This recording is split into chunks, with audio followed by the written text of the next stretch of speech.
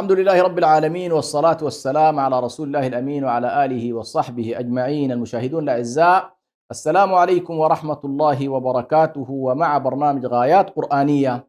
هذه الحلقة التاسعة، وهي عن التسليم لله في جزئها الثاني. هذا هو الجزء الثاني مكمل للحلقة الثامنة. وكنا قد تحدثنا في الجزء الأول عن مفهوم التسليم لله سبحانه وتعالى ومكانة التسليم، ووقفنا عند مسألة مظاهر التسليم لله سبحانه وتعالى، وقلنا بأن من أهم مظاهر التسليم لله عز وجل مظهر أركان الإيمان. فالمسلم الذي يؤمن بالله ويؤمن بملائكته وكتبه ورسله، ويؤمن كذلك بالقدر خيره وشره، آمن الرسول بما أنزل إليه من ربه والمؤمنون كل آمن بالله وملائكته وكتبه ورسله لا نفرق بين أحد من رسله وقالوا سمعنا وأطعنا. هنا منطق التسليم، وقالوا سمعنا وأطعنا غفرانك ربنا وإليك المصير. غفرانك ربنا وإليك المصير. هذه الآية اجتمع فيها أركان الإيمان مع قوله تبارك وتعالى في مسألة القدر، عندما يقول الله سبحانه وتعالى إنا كل شيء خلقناه بقدر، وهو الذي ورد كما ذكرت في حديث جبريل، وهو الإيمان المنجي عند الله سبحانه وتعالى، المعرف عند أهل السنة والجماعة بأن الإيمان هو إقرار بالقلب وقول باللسان وعمل بالأركان. ويختزل أحيانا التعريف في قولهم الإيمان قول وعمل، أي قول القلب وعمل القلب وقول اللسان وعمل الجوارح. وهذه تمثل المظاهر الإيمانية.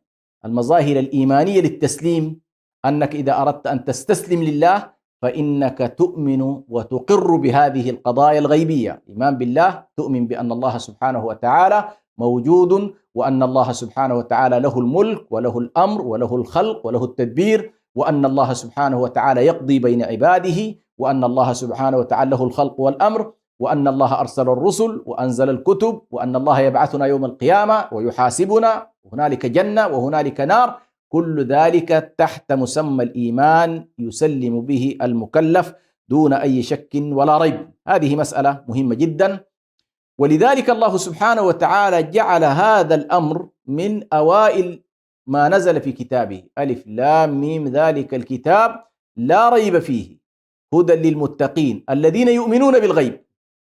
الذين يؤمنون بالغيب، فقضايا الغيب هذه الجنة، النار، الملائكة، الآخرة، هذه كلها من القضايا التي يسلم بها الإنسان، وهي مظهر من مظاهر التسليم لله سبحانه وتعالى.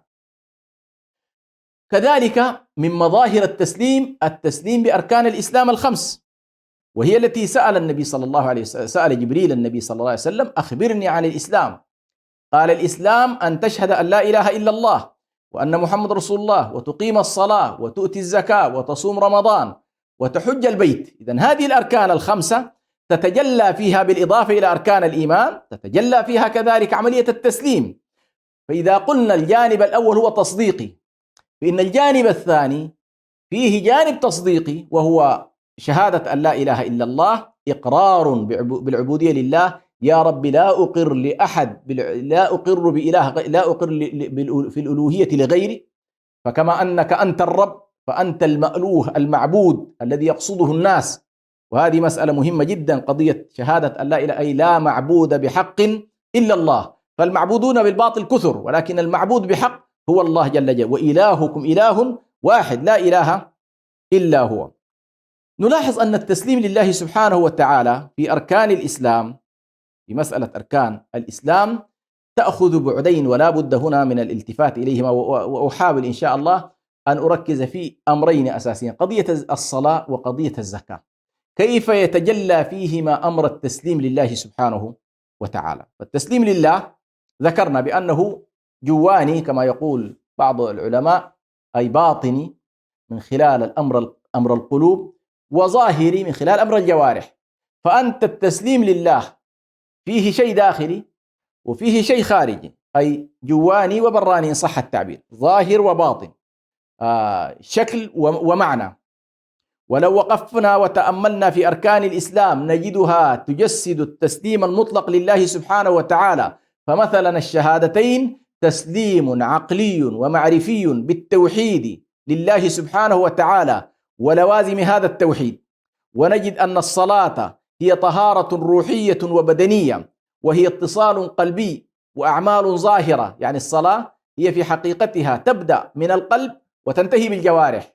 يعني من لم يكن متصلا لله بقلبه لن يكون مصليا لله سبحانه. ولذلك ظلت الصلاة لمدة 13 قريبة 10 سنوات صلاة قلبية، يعني إقامة صلة مع الله، إقامة التوحيد لله سبحانه وتعالى، خشية الله، محبة الله، التوكل على الله، الرهبة من الله، الرغبة فيما عند الله، هذه كلها صلة مع الله. فنلاحظ هذه الصلة مع الله سبحانه وتعالى تنعكس بعد ذلك في المظهر الخارجي، تنعكس في الصلاة ذات الحركات، هذه الصلاة التي نقيمها. الأصل هو أن تقيم صلة مع الله. إن انعدمت الصلة الأولى القلبية مع الله لن تستطيع أن تقيم.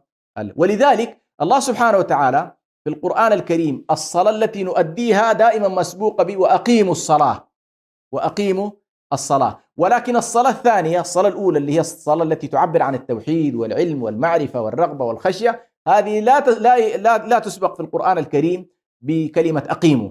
هذا تقريبا التفريق موجود في كتاب الله سبحانه وتعالى. وبالتالي نلاحظ أن الصلاة اتصال قلبي وأعمال ظاهرة. ولكن كما يقول علي عزت بيغوفيتش أيضا بأنه ليست الصلاة مجرد تعبير عن موقف الإسلام من العالم، وإنما هي أيضا انعكاس للطريقة التي يريد بها الإسلام تنظيم العالم. يا سلام، يعني هذا الرجل عجيب سبحان الله، يعني أحبه جدا. رجل جمع بين الجهاد والاجتهاد. علي عزت بيغوفيتش اللي هو الرئيس البوسنوي المفكر المسلم، في كتابه الإسلام بين الشرق والغرب ركز حقيقة حول هذا الموضوع، موضوع التسليم لله سبحانه وتعالى. فيقول الصلاة ليست فقط أن المسلم من خلال اندماجه ودخوله تحت منظومة الصلاة ليس فقط هو يرسل رسالة للآخرين بأنه يسلم لله وأنه يفارق من لا يسلمون لله في أمر التسليم لله، ولكن يقول أيضا ترسل الصلاة رسالة في كيف يريد الإسلام أن ينظم العالم. هذا البعد الكبير، البعد العميق الذي يعني يركز فيه على العزة، هو يقول لك بأن والله وأنت تصلي ليست الأمر فقط اتصال روحي بينك وبين الله، ولكنه أيضا التفات إلى العالم من حولك، عالم الإنسان وعالم الأكوان والطبيعة، كيف يريد الله سبحانه وتعالى أن ينظم علاقات الإنسان بالإنسان، علاقات الإنسان بالحيوان، علاقات الإنسان بالطبيعة، كيف يريد الله سبحانه أن ينظم العالم من خلال هذه الصلاة فقط. فهذه المسألة على كل نلمسها في جملة من القضايا. يعني هذا النظر العميق أو هذه النظرة العميقة نلمسها في شروط الصلاة. يعني نلاحظ شروط الصلاة الأربعة: مسألة دخول الوقت، واستقبال القبلة، والزي، طهارة من خلال اللباس اللي هو ستر العورة، ومسألة الطهارة، واستقبال القبلة. هذه الشروط الأربعة للصلاة لو دقق فيها الإنسان فإن فيها تحديد الوجهة، وفيها الالتزام بالوقت، وفيها مسألة الجانب الحضاري وهو انتقال الإنسان من خلال الزي، خذوا زينتكم عند كل مسجد، أنه يفارق عوالم الحيوان إلى أن يكون في عالم الإنسان، وهو أن يغطي عوراته ويغطي سوآته. يعني هذه التغطية للعورات والتغطية للسوآت لها دلالة عظيمة جدا في التصور الإسلامي. وبالتالي من خلال هذه المسألة يرتقي الإنسان في موضوع الصلاة لينظر إليها بأنها تنظم حياته، تنظم رؤيته، تنظم قبلته، تنظم وجهته، يعني تنظفه باطنا وتنظفه ظاهرا. فالوضوء في الوقت الذي هو تطهر خارجي لكن له دلالة أخرى، وهو يقول الله لك كيف تتطهر من الأغذار في الخارج وأنت مليء بالأغذار في الداخل. فالتطهر هو أمر يحبه الله سبحانه وتعالى، ويرتقي بصاحبه إلى مرتبة إن الله يحب التوابين ويحب المتطهرين. فالتطهر الذي هو في ظاهره يبدأ الإنسان بمسألة الماء والاغتسال والوضوء، ولكن البعد الأعمق فيها هو أن يكون الإنسان متطهرا. ولكن في الصلاة أيضا نلحظ ملحظا مهما جدا، وهو كيف أن في بعض التصورات الدينية ترتبط عملية الارتقاء الروحي بالبعد عن النظافة. للأسف الشديد هذه مسألة موجودة عدد من الأديان، كلما الإنسان اجتنب النظافة، اجتنب الطهارة، اجتنب التغسل وأهمل نفسه وارتقى وركز على روحه داخليا، فإنهم ينظرون إلى أنه من خلال ذلك يتألق ويرتقي. ولكن الإسلام يقول لك لا، نحن نريدك أن تكون متوازنا، طهر بدنك وطهر روحك، اهتم بظاهرك واهتم بباطنك. هذا ما ترمي إليه الصلاة في بعدها الكبير، وهو بعد الطهارة ومسألة الشروط. كذلك نلحظ أيضا نفس هذا الموضوع، نلحظه كذلك في أركان الصلاة. أركان الصلاة نفسها بدءا من التسليم، طبعا شروط الصلاة ما كانت خارج الصلاة، أركان الصلاة ما كانت جزء من ماهية الصلاة. فنبدأ في الأركان من قضية التكبير. التكبير لله، الله أكبر، فإن في ذلك إعلان عالمي من المسلم وهو يقف بين يديه بأني يا رب لا أقر لأحد في الوجود بأنه أكبر منك، فأنت الكبير.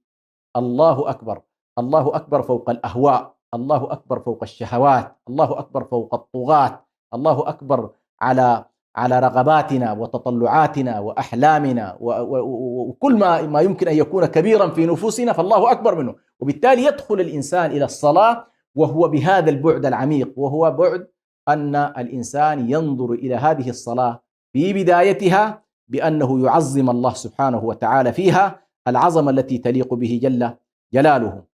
وهنا نلاحظ الله أكبر، ثم يبدأ بعد ذلك الإنسان في القراءة، ثم يبدأ في السجود والركوع والتشهد والتسليم لله والسلام عليكم ورحمة الله، إلى أن يخرج منها هذه كلها. ثم أيضا النظر إلى هيئة الصلاة وطبيعة الصلاة الجماعية والذهاب إلى المسجد والاجتماع فيه، كل ذلك فيه دلالات من حيث التسليم ومظاهر التسليم، ولكن تنعكس بنا في مجالات الحياة الأخرى، ليست فقط في مسألة الصلاة التي نؤديها. وهنا طبعا مسألة مهمة جدا، وهي أن الصلاة تؤدي بنا وتخدم هدفين إنسانيين مترابطين. لا بد من أن نقول بأن منطق التسليم هنا يؤدي بنا هدفين أساسيين، وهو أنه لا صلاة بلا طهارة، ولا جهود روحية وتطهرية بلا جهود مادية واجتماعية تصاحبها. إنها الوحدة كما يقول على العزة بن إنها الوحدة ثنائية القطب. يعني الله سبحانه وتعالى يقول لك لا صلاة بلا طهارة، لكن هل لا صلاة بلا طهارة فقط الوضوء هذا والغسل، أم أن المسألة أبعد من ذلك؟ أنه لا صلاة في حقيقة الأمر، ليس في شكله، في شكله لا صلاة بلا وضوء، لا صلاة بلا وضوء، لا صلاة بلا طهارة، ولكن في جوهر الصلاة لا صلاة لمن خبثت نفسه، لمن لم يزكي نفسه، لمن لم يطهر قلبه، لمن لم يجعل قلبه صافيا، لمن لم يجعل قلبه متصل بالله سبحانه وتعالى، لا يحمل الأحقاد، لا يحمل الضغائن، لا يحمل الشحناء، لا يحمل الكراهية. هذه كلها مسألة الصلاة ودلالات هذه الصلاة. فالمسألة الأولى التي تخدمها الصلاة أنه لا صلاة بلا طهارة، ولذلك أول ما أمر الله به نبيه يا أيها المدثر قم فأنذر وربك فكبر وثيابك فطهر والرجز فاهجر. إذا نحن أمرنا بأن نطهر الثياب وأن نهجر الرجز، وهذه هي حقيقة الصلاة التي هي في حقيقتها تسليم لله سبحانه وتعالى. النقطة الثانية والهدف الثاني، هذه الجهود الروحية التي نراها لا جهود روحية بلا جهود مادية واجتماعية. لاحظوا الصلاة في منطقها هي فعلا جهد روحي، يعني سينتهي بنا إن الصلاة تنهى عن الفحشاء والمنكر ولذكر الله أكبر، ولذكر الله أكبر، فهي جانب روحي، ونحن نتجه إلى الصلاة نذكر الله، فيها العامل الروحي والجهد الروحي. لكن أيضا الصلاة تعلمنا بأن هذا الجهد الروحي ما لم يصحبه جهدا ماديا ليس بمعتبر. فالجهد المادي يبدأ معك من اللحظة التي تسمع فيها الأذان، تتحرك نحو الماء، تتطهر، تبذل جهد، تحمل الماء حتى في أوقات صعبة جدا تتطهر، قد يكون التطهر وضوءا وقد يكون التطهر غسلا، إذا في جهد مادي. ثم تبدأ بعد ذلك في الحركة نحو المسجد لتذهب إلى صلاة الجماعة، ثم تدخل مع المسلمين، هنالك جهد جماعي آخر يتصدر هؤلاء المسلمين شخص يسمى الإمام. وهكذا نلاحظ أن الصلاة تحدد لنا الوجهة التي تكون عليها ليست الصلاة الروحية فقط، ولكن تحدد لنا منظومة الصلاة، كيف ستسير حياتنا في العالم. هكذا يعني الحياة في عالمنا يجب أن تسير في هذا الاتجاه. نخرج فاصل إن شاء الله ونعود إليكم بعد قليل، فلا تذهبوا بعيدا.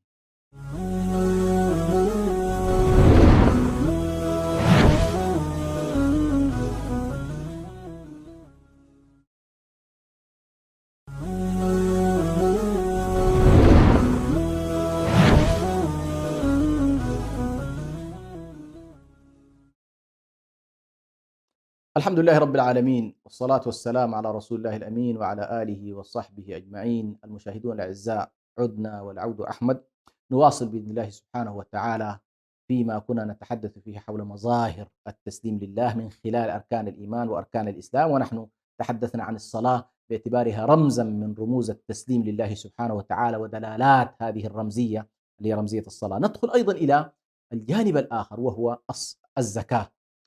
دعوني أقول أيها الإخوة والأخوات الكرام بأن الصلاة والزكاة تمثلان في الإسلام كل حقوق الله في الصلاة وكل حقوق البشر أو حقوق الناس في الزكاة. يعني يمكن كما يقول شيخ الإسلام ابن تيمية عليه رحمة الله: إذا قال الله أقيموا الصلاة وآتوا الزكاة فإن الدلالة الأبعد فيهما أن حقوق الله كلها تندرج تحت الصلة بالله، وحقوق البشر تندرج تحت العطاء من خلال الزكاة للخلق. فأنت تصلي لله وتزكي للبشر، يعني أنت تعطي الصدقات للناس. الله سبحانه وتعالى ليس بحاجة إلى عطائنا، ولكننا نعطي البشر ونعطي الناس ونحسن إليه، نتقي الله ونحسن للخلق. فإذا نلاحظ أن مسألة الزكاة أيضا لها هذا البعد، كما أن للصلاة دلالات، نلاحظ أيضا الزكاة لها أيضا دلالات عظيمة جدا، وهي نلاحظ فيها نفس الثنائية التي لاحظناها في الصلاة، ثنائية الجواني والبراني، الروحي والمادي، الظاهر الباطن.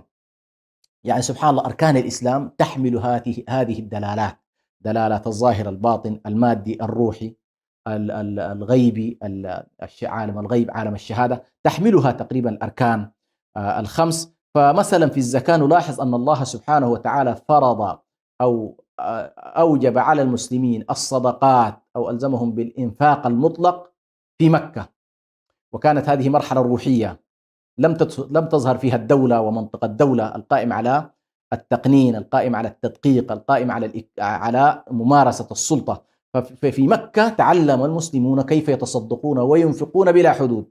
خذ العفو وأمر خذ. الله سبحانه وتعالى يعني أمرهم بأن ينفقوا عفوا، يسألونك ماذا ينفقون قل العفو، أي كل ما زاد عن حاجتك ينفق. هذه كانت المرحلة كانوا ينفقون ويعطون بلا تقدير. هذه لها دلالة روحية عظيمة جدا، مسألة التصدق من غير أن يكون هنالك تقدير معين.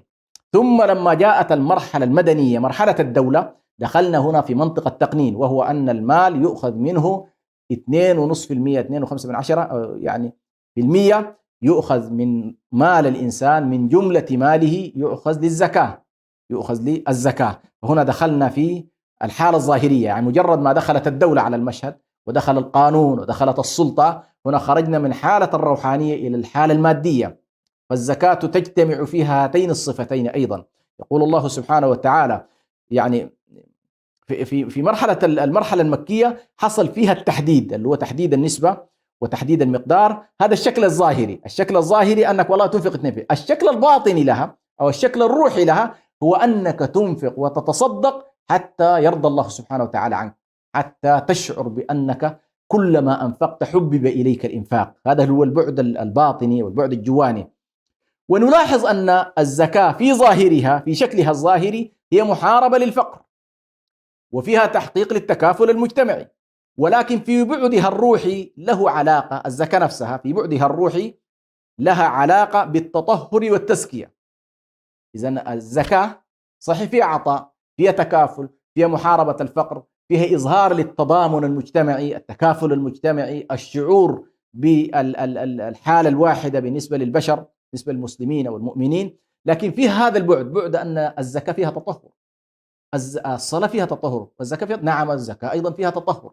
فالتطهر لا تطلبه فقط في المسجد، لا تطلبه فقط في أنك ذاهب إلى الصلاة، لا، تطلب أيضا الطهارة والتزكية في إنفاقك لأموال. خذ من أموالهم صدقة تطهرهم وتزكيهم بها، تطهرهم وتزكيهم بها. وفي ذلك دلالة عميقة من ناحية من حيث التأمل والتدبر، فيها دلالة عميقة على أن الفقر ليست أسبابه فقط مادية، ليست أسبابه فقط مادية كما يذهب الآن كثير من دارسي الاقتصاد ومن اشتراكيين والليبراليين ينظرون إلى أن مشكلة الفقر هي مشكلة مادية. القرآن الكريم يذهب إلى أعماق النفس البشرية ليقول لنا بأن مشكلة الفقر مشكلة جوانية وليست مشكلة برانية، المشكلة في الأعماق وليست مشكلة في الإجراءات، مشكلة في الإنسان وليس مشكلة في الأدوات. هذه هي الرؤية والصورة التي يبثها الإسلام من خلال أركانه، من خلال الأركان والتسليم لله سبحانه وتعالى. الله عز وجل يقول لك بأن والله ليست مشكلة الناس في سوء التوزيع وفي اختلال ميزان العدالة من خلال الإجراءات ولا في التوزيع العادل للثروات، ليست هذه هي المشكلة، ولكن تكمن المشكلة في النفوس. تكمن المشكلة قل هو من عند أنفسكم. هذه النفوس التي امتلكت أموال، ولكن مع الأموال أصابها الطغيان، ومع الأموال أصابها الشح، ومع الأموال أصابها الجشع، ومع الأموال أصابها الاحتكار، ومع الأموال أصابها الاستعلاء، ومع الاحتكار أصابها التكبر والعياذ بالله، مع الغنى أصابها التكبر. فهنا تكمن الأزمة. القرآن يعلمنا بأن والله منطق الزكاة فيه تطهر، فيه تطهر لكل هذه الأمراض التي تصيب أصحاب الأموال: الجشع، الفساد، الطغيان، الاحتكار، الشيء الذي يعني الذي لا ينتهي إلى حال، يعني الطمع في المال، الطمع والجشع الذي لا ينتهي إلى حال. لو كان لابن آدم واديان من ذهب لتمنى أن يكون له ثالثا، ولا يسد جوف ابن آدم إلا التراب ويتوب الله على من تاب. نلاحظ هنا بأن الإسلام كما ذكرت في موضوع الزكاة يعالجها من هاتين الزاويتين، وبالتالي عندما يعالج مشكلة الفقر أول هو ينظر إليها بأنها مشكلة باطنية ومشكلة مادية، يعني مشكلة في نفوس البشر ومشكلة كذلك في الحالة الاجتماعية، ويعالجها بإجراءات ويعالجها كذلك بنمط تنشئة وتعليم وتربية، لأنه يصل في نهاية المطاف إلى هذا البعد العميق، هذا البعد الذي تحدث. خلاصة الأمر: فالصلاة والزكاة وهما وجهان وعنصران لعملة واحدة، أحدهما جواني باطني روحي وشخصي اللي هي قضية الصلاة، والآخر ظاهري براني اجتماعي مجتمعي تكافلي وهو الزكاة، وهما شعيرتان متلاحمتان، أحدهما تعبير عن حق الله المحقق للتقوى، الصلاة تحقق لنا التقوى، والثاني هو الإحسان، حق العباد من خلال الزكاة المحقق للإحسان، وبهما يتحقق الإيمان والعمل الصالح، نفس الإيمان والعمل الصالح اللي هما ركناء التسليم لله سبحانه وتعالى، وبهما ينال الإنسان معية الله من خلال التسليم لله بهاتين الشعيرتين، هذين الركنين، ركن الصلاة وركن الزكاة، ركن الإيمان، ركن العمل الصالح. فإن الإنسان يرتقي ليصل بإذن الله سبحانه وتعالى إلى المعية مع الله، معية الله سبحانه وتعالى. والإنسان في حياته ومسيرته منذ البداية حتى النهاية هو محتاج إلى معية الله، محتاج إلى أن تكون تحت رعايته وتحت كنفه وتحت حمايته وتحت رضوانه وتحت رحمته وفضله.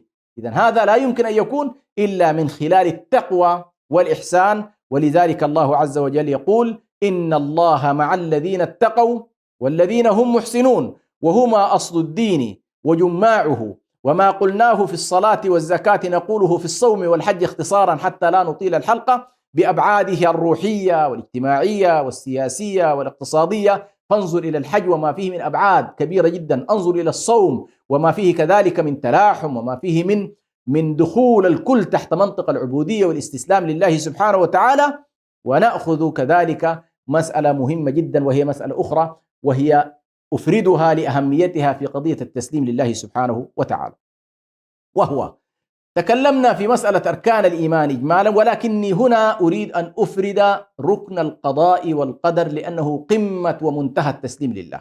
يعني من خلال هذه الأفعال التي فعلناها يفترض أن تنتهي بنا غاية التسليم إلى التسليم بقضاء الله وقدره، التسليم لله سبحانه وتعالى في سننه الكونية، في ترتيباته في ترتيباته للعالم، وفي تدبيره لهذا العالم، وفي أن الله سبحانه وتعالى قدر ما كان وما يكون وما سيكون إلى قيام الساعة.